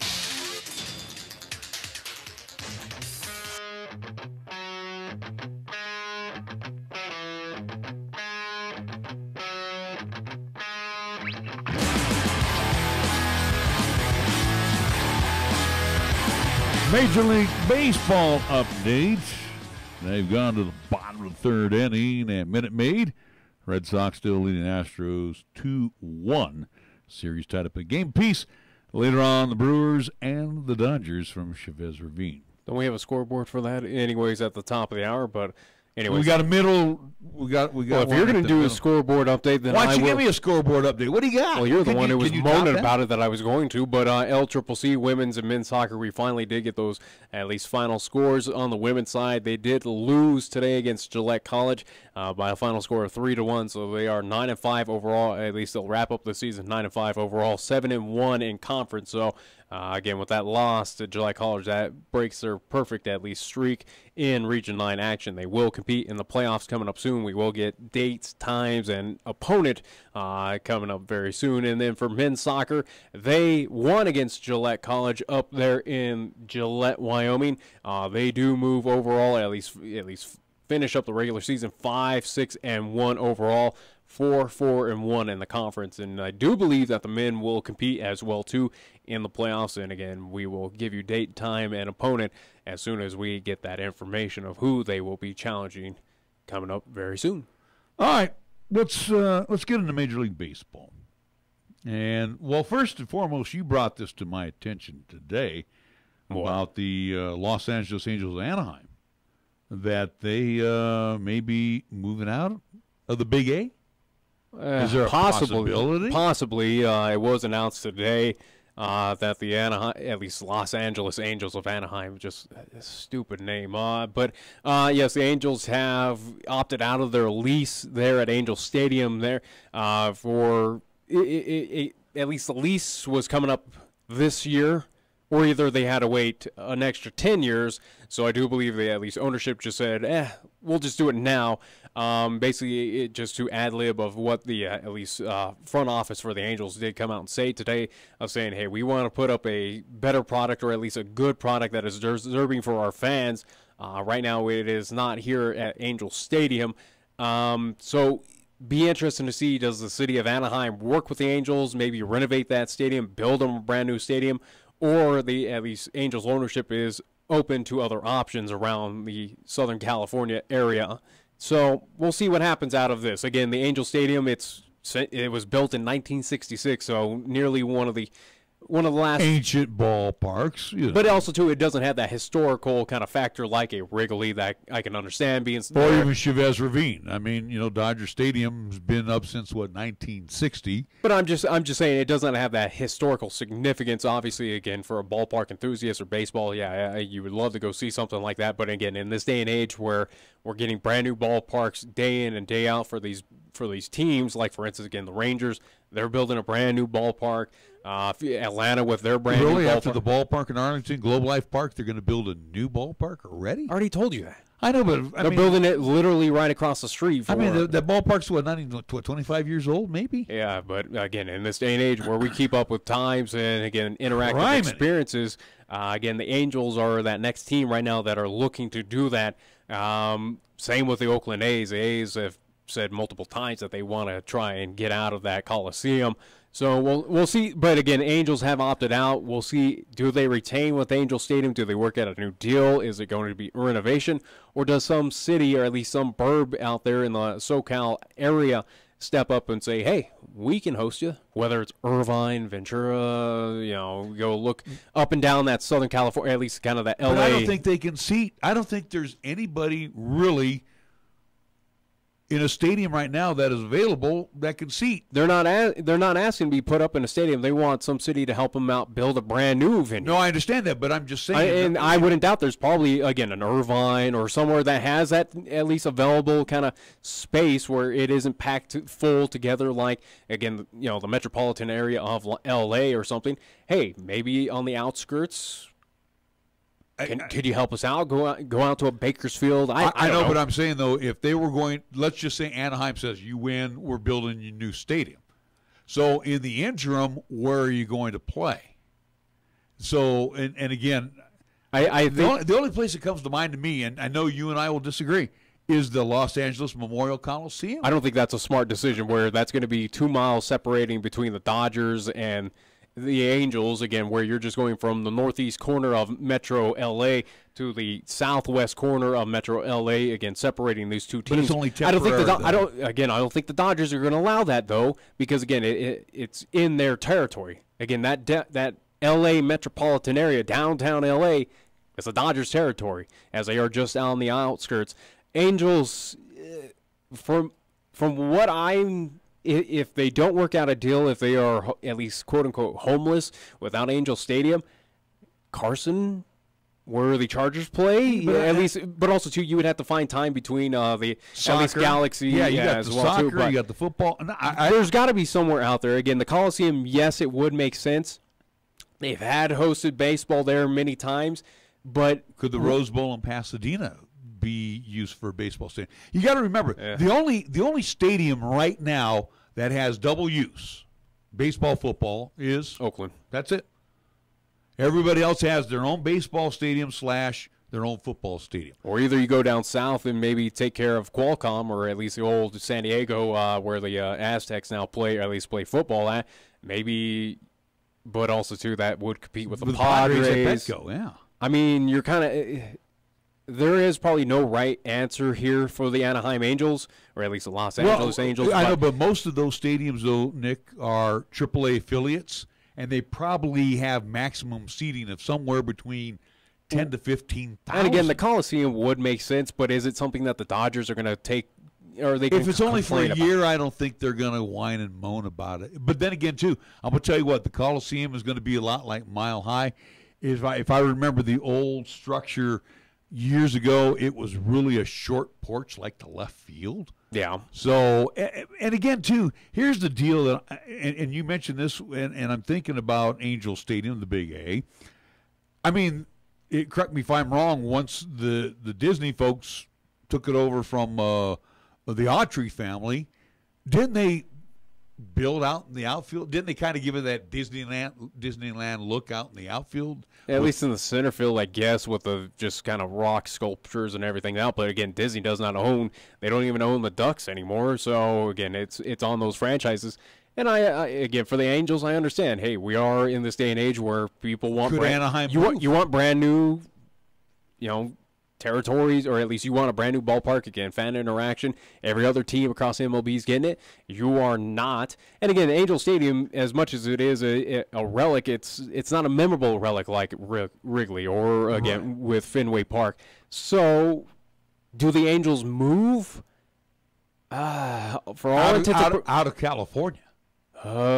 Become Montreal, the Expos? And again, Montreal is like foaming at the mouth. They want baseball, but I would assume that the city of Anaheim is going to do as much as they can to retain The Angels there again. It is a staple between, and again, it's a working relationship between the Ducks, who are just across the street at Honda, along with the Anaheim Angels. Again, those franchises work back and forth together. I don't think the city of Anaheim, do officials there probably care? Probably not a whole lot. Again, the Angels are not a storied franchise. Well, they've done everything in their power. I mean, they've won one World Series back in 2002. So they have a winning nature in them. They do have a great, at least national talent right now with Mike Trout that you would love to at least retain out there. But do they move out of California? Something tells me no. Something tells me that Anaheim, or at least the city officials, do figure out something. Or either maybe the Anaheim Angels just say, or at least the LA Angels, as I keep wanting to call them Anaheim, but maybe the Angels just go and pull in Oakland A's of just saying, hey, city officials, if you're not going to help us out, we'll do it on our own then, I guess. Kind of pull what the A's have done, where they said, hey, city of Oakland, we want on the Coliseum, we're going to just buy up that territory and just do with it on our own. And they just buy up that lease. Can the Angels afford that lease? I don't know. We don't know the details of, again, cost or at least duration. We know that it was potentially going to extend out to 2028. But if I had to put odds on it, are the Angels leaving Southern California anytime soon? I don't think so. No. And I don't think it would be smart for the city of Anaheim. And again, since they became an American League franchise way back when they were the first original Los Angeles Angels, then became the California Angels. Anaheim has done everything to a certain degree to keep them in Anaheim. So, I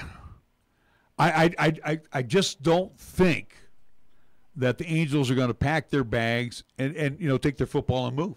I don't think they're going to do it. Because, again, to think of other cities that might be willing to put up money, at least whether it's in Canada or across the states, there's not a whole lot that don't already have kind of established baseball, but or at least who could probably foot a bill for a brand new stadium, bring in that franchise, and try to convert local fans into now Angel fans.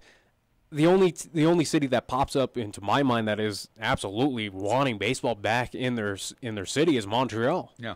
See, and the Angels too, even in bad years, they still draw about 2 million people. Well, they got a lot of people to draw from to bring out to those games. So yeah, that's still 25,000 fans at every game. Yeah. So yeah, I think for the Angels, this would really be bad press if they do end up moving. I mean, I got to tell you, when they moved out of Palm Springs, their spring training home, before they put everything all together in one little package there in Phoenix, in the Phoenix area, I mean, the people in Palm Springs were just irate. They were going to do anything to keep the Angels there, but boom, had to move them to Tempe, and Tempe built this beautiful stadium. So, boy, I just can't understand why Anaheim is kind of, well, we're not sure. I mean, you got people that are, again, people in government. This just came out today. So, again, the city officials might be working on something, but are they going to work with them, or are they going to give them a hard time like the city of Oakland officials did with the Oakland A's? Oh, I think they are. I think they're going to give them a bunch of grief. What have you done for us lately? Yeah. That's what they're – you got people that are in government, and the only thing athletic about them is their feet. They have no clue about what baseball brings to that city. And again, too, they don't realize that people fly into John Wayne Airport from Boston, from Oakland, from Detroit. They don't realize that. They don't realize the economic value of the Angels. The Dodgers full aware of what baseball is out there, Chavez Ravine. That's why they're so they loud. also do have a much easier kind of access point with LAX than John Wayne, though, because again, I understand. To get to Orange County, at least that airport, it's a little bit tougher than going straight direct to LAX. You know what I'm driving at, though. I mean, again, you got people that just don't get it. Oh no, and they want to get their 15 minutes of fame here in the press. Well, you know what? If they want to leave, go ahead and let them leave. Yeah, it's the same thing the Ducks went through where, again, when Disney at least sold them and didn't want any part, again, the transition from Mighty Ducks of Anaheim to the Anaheim Ducks, again, with a new ownership where they did run into little problems with the city of Anaheim where, again, that transition, trying to maneuver everything, again, where it was the old Arrowhead Pond, at least trying to find a new sponsor, which became the Honda Center, but it's nothing new for the city of Anaheim to at least try to they try to put the squeeze on these teams out there saying, well, yeah, what have you done for me recently, or why should we even care of building a new stadium? You already have a stadium. Why do you need something new? It'd be a shame. I don't think it's smart for the city of Anaheim to allow this team to move on, to move out of that kind of municipality there in the city of Anaheim. But could it happen? I think so. Again, especially with the financial situation that is the state of California, where we've seen some of these major cities, Anaheim, Oakland, hey, they really don't want to put up these bills because, again, they're already floating in however much money in debt of dealing with. The whole state's in debt. I'm just saying, are they going to say, yeah, we'll give you that money to foot a brand new stadium? No, they're going to probably be hesitant and go, well, we're pretty much heavily in debt. Sorry, Angels, it's kind of on you. Leave if you want to. We don't really care. We got other things to deal with. And I think that might be the situation. Let me throw this out at you. Could this be, and I'm just going to throw it out there, could this be that opening that the Angels may move to Las Vegas? Where they're starving, again, I shouldn't say starving. They're not starving because they're starting to build the pro franchise scene. You got the Knights, the Golden Knights. You got the Raiders forthcoming. Yeah. Stadium can be built. Well, and again, they're going to foot Vegas is going to foot the bill. How many major cities have a major pro team, but also to have a AAA a AAA affiliation again, where the Vegas, at least Las Vegas 51s, which won't be named that now, they have a brand new stadium opening in Summerlin, which is on the west side edge of Las Vegas, at least of the metro area, and again now became the AAA affiliate of the Oakland A's, a division rival to the Angels. Is that going to make sense though? Again, to put them in Las Vegas, where you already have. Here it is, an established AAA franchise, which has been there for quite some time, a brand new stadium for them as well, too, and they are now an affiliate of a rival AL West team being the Oakland A's. I don't see Vegas being that city, but again, one that does jump out is Montreal, but I can't think of any others across.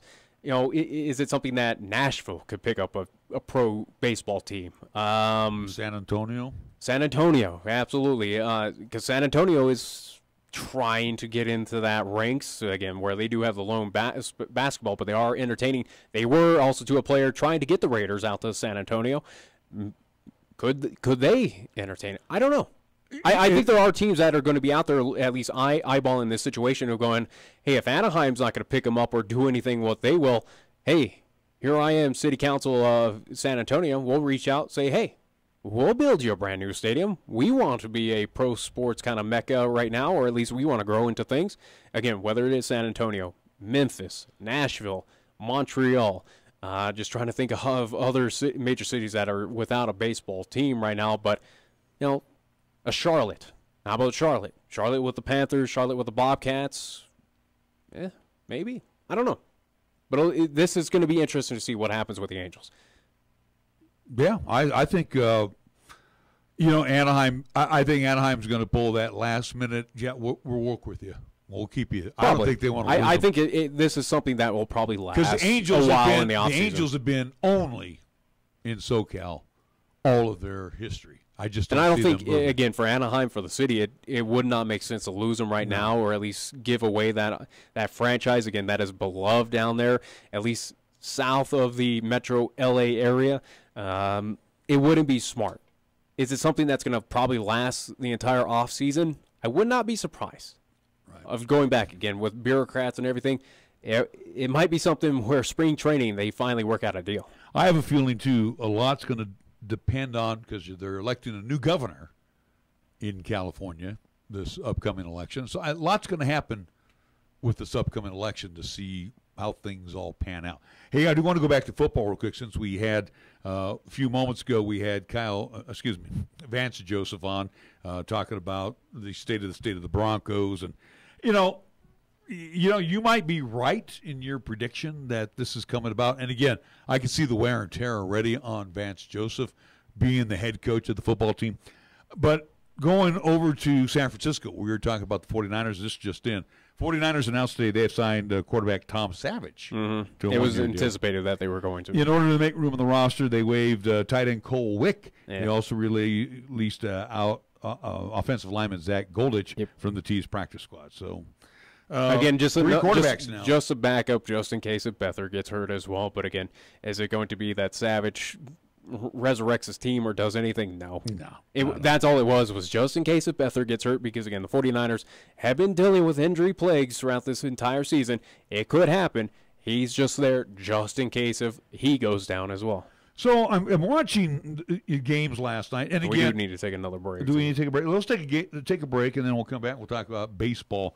Last night's Dodgers-Brewers game. We're back after these words here on 1480 KRAE. You can actually get something good for your health at a drive-through window. When you order your next prescription from Medicap Pharmacy, call ahead and use our drive-through window. Or you can call for free delivery. You can even log on to Medicap.com and order a prescription refill.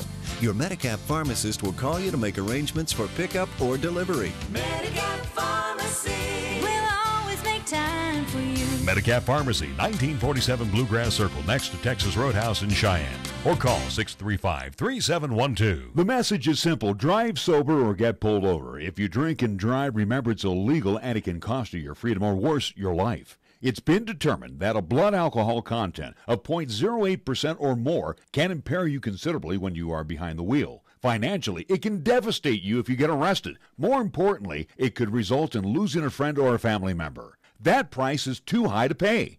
Call a designated driver after enjoying a night out and get home safe. Paid for by Federal Highway Safety Funds. When you say Mondello Pizzeria, think authentic Italian.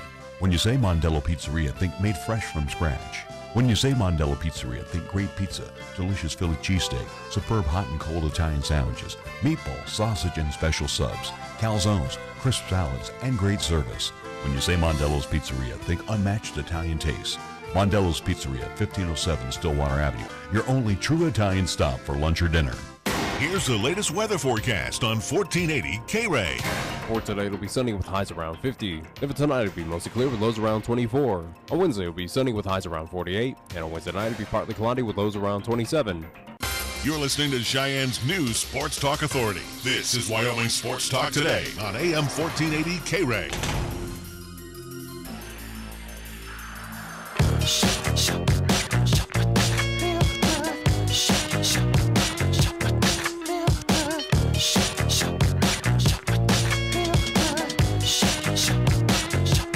We're back on Wyoming Sports Talk Today. I'm just going to make a quick comment. And obviously, I'm not watching Game 3. I'm just following the scoreboard right now. But I got to admit, the umpiring in the first two games at Fenway, the home plate umpiring has sucked both ways. Just terrible. Well, matter of fact, there was a play the other night on Sunday where they went to replay, and that was a first. They never were supposedly, I think it was Bradley for the Red Sox that hit a ball or fouled off a ball. I can't remember. Anyway, it bounced up and hit him, then it rolled forward. Then they threw him out at first base. Well, it was actually deemed foul. But the point is, though, and they went to replay. Which they can do. Again, the only thing you can at least replay or argue is balls and strikes. But again, play like that. Well, that was a foul ball, and or foul or fair, and you can't overrule the umpire on that. I thought you could, though. I thought the only thing that could not be overturned or at least replayed was balls and strikes. It is, again, plays like that where determining, yes, if it is fair, he should be out, or no, if it was foul. Again, I thought that play, especially in postseason, I thought that was all fair. Well, anyway, I have felt the two umpires behind the plate, and again, these are all-star umpires. Or at least they've been selected. Again, they've been chosen after. Again, I do believe for postseason, at least umpires, it's something that's decided by a committee and also to kind of voted on. Well, you've done these guys have been poor behind the plate. Their strike zones have been just awful. Then you go to the National League side. Then do something about it. Complain. No. I'm not going to complain. I don't care.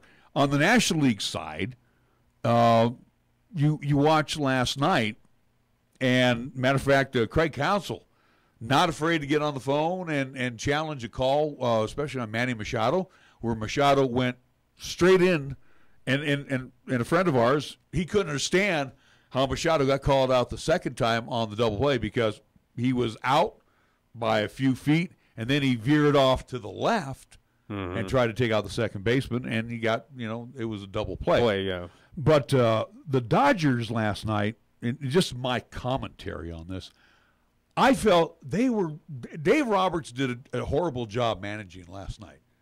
Bases loaded. You got Grandel up at the plate.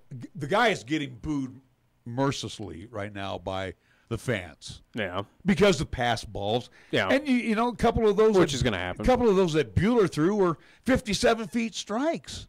It's 60 feet, 6 inches, gang. Mm-hmm. Well, anyway, and I couldn't figure this out. The guy's slumping. Bases are loaded. They got a shift on. What would you have done? And you got Bellinger at third base, who's got some speed. I don't think you would do anything. Squeeze? I don't know about that, but with one down, are you again? Is Dave Roberts trying to play kind of that? What has been kind of recent baseball? Is that something that Bruce Bochy would do? Is it something that you kind of play off of odds of saying, well, he's slumping and this is the best he can do for us? I really don't know. Was it a smart decision? No. But also, too, I think the Dodgers, they're kind of in worlds of trouble right now. This series is kind of playing, too, of how I thought it would go. Again, I have Brewers winning at 5. So far, again, they need to win the next 2. But Dodgers right now, it's a team equivalent to the Rockies where, yes, they kind of go on this upswing, downswing. They're on that roller coaster ride. Nothing... I don't know what to make of them. This is not a Dodgers team that I expected here in the NLC. Yes, everyone's kind of picking them to move on to the World Series, and it might be a Houston Dodgers rematch. I don't think so. But this is definitely not the Dodgers team that we saw in the regular season, though, too, where, again, making these mental miscues, these questionable, squeeze plays and everything. It kind of seems like they've gone away from Dodger style of baseball. What carried them into the playoffs, what won them another, again, a 6th straight NL West title. It seems like they are trying to do something different, try to, maybe try to get the Brewers scouting report to toss it out of the window or something. It just doesn't seem like the same Dodgers team that carried them into the playoffs. And you got to credit Yoli Shakeen last night. He pitched well. He pitched really well. Buehler was pitching well for the most part, but a couple of bad pitches. And again, stuff you have to deal with. Hey, again, it happens in the game. If you want to be a championship team, you're going to have to deal with some. But I think fans in Los Angeles, being on Grandel's case last night, I felt that was I felt that was just uncalled for. So Austin Barnes will get. I'm just saying, if he's making errors or again pass balls and everything, hey, he's going to get that flack. We've seen it many. It's not just the Dodgers. It's been other teams. It's been other players. Again, hey, if you're running into a cold spell, I do believe years ago with one Bryce Harper where he was slumping, he got kind of booed out there at Nationals Park by those fans. Again, it's a playoffs. You expect.